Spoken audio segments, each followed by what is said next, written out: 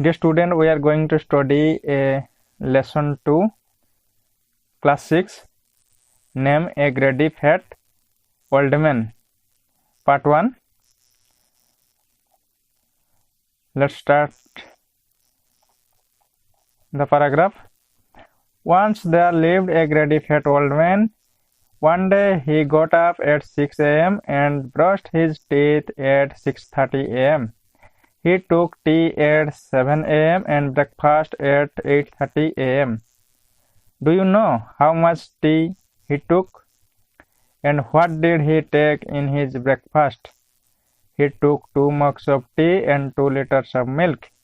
Then he took 3 tins of biscuits and 5 big pieces of cakes.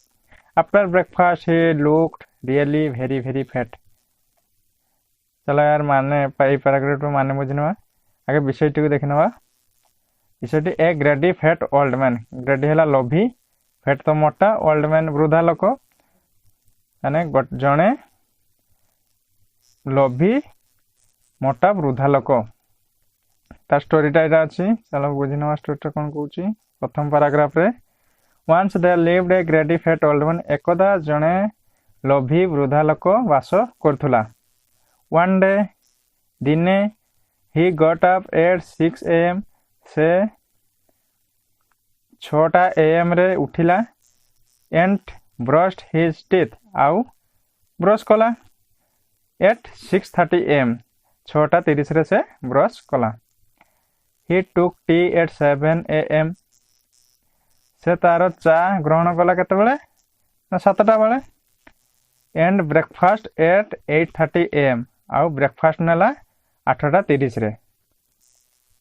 Do you know तुमे जानिछो कि how much tea he took से केते मात्रा रे चा ग्रहण करिछि बा नेइछि and what did he take in his breakfast and what did he take से कोन नेइछि ग्रहण करिछि इन हिज ब्रेकफास्ट आ तार ब्रेकफास्ट से कौन ग्रहण करिछि तुमे जानछो कि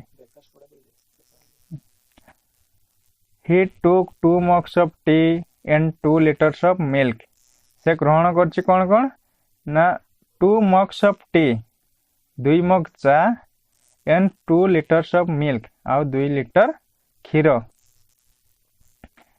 Then he took 3 tins of biscuits आउ कौन करूचे देन तापरे से 3 tins of biscuits 3 tin biscuit ग्रहण करछि and 5 big pieces of cake एवं बड़ 5 पीस केक ग्रहण करछि.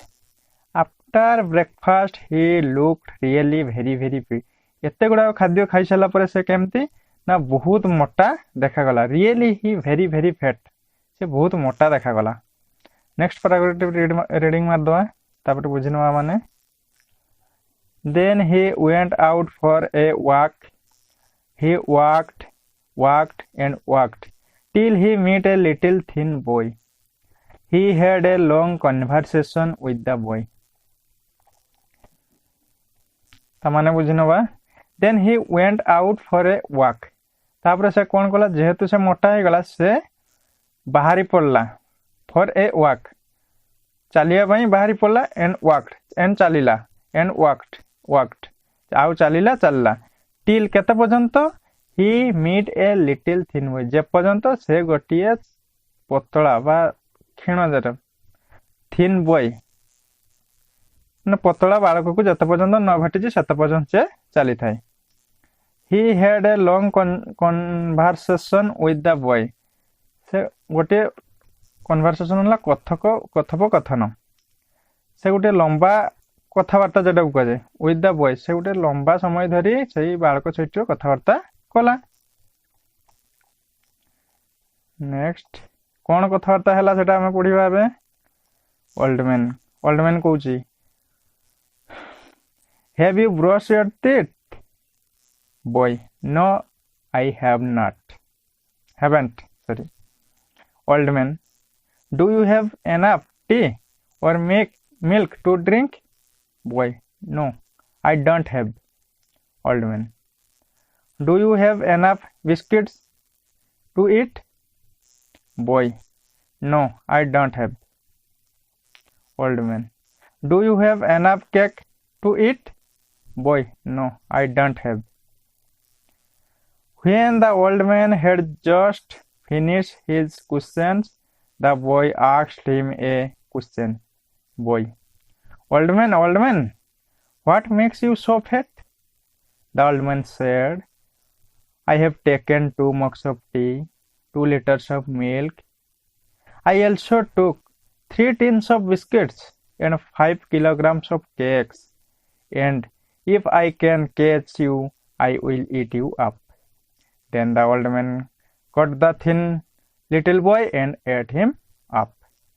चलो यार पूरा माने बुझी नवा के कौन कहूची ओल्ड मैन पचारुची कहूची have you brush your teeth तुम्हें दांत घसीच कि बालक कहूची बॉय नो आई हैवंट ना मु घसी नहीं तापर ओल्ड मैन पुणी पचारुची do you have enough tea and milk to drink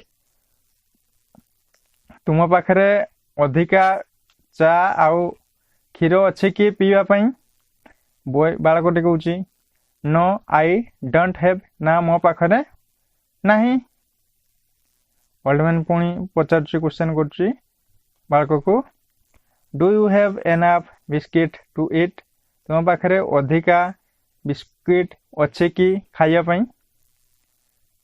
बालक कहूची नो आई डोंट हैव ना मो पाखरे नहीं पुणी ओल्ड मैन पचारुची do you have enough cake to eat तुम पाखरे अधिका केक अच्छी कि खाइया पाई बालक कहूची पुणी नो आई डोंट हैव ना मो पाखरे नहीं When the old man had just finished his question जतबेले से वृद्धा लोकटी तार क्वेश्चन गुड़ी को समाप्त कला the boy asked him a question सतबेले कौन ना से बालकटी पतला बालकटी asked him a question ताकू गोटे क्वेश्चन पचारला कौन पचारला ना boy कहला old man what makes you so fat हे वृद्धा लोकटी तुमको what makes you so fat तुमको को जिनसटा एते मोटा कर दीची ता माने what makes you so fat तुमको एमती एते मोटा किए कला केमती हेलो तुमे माने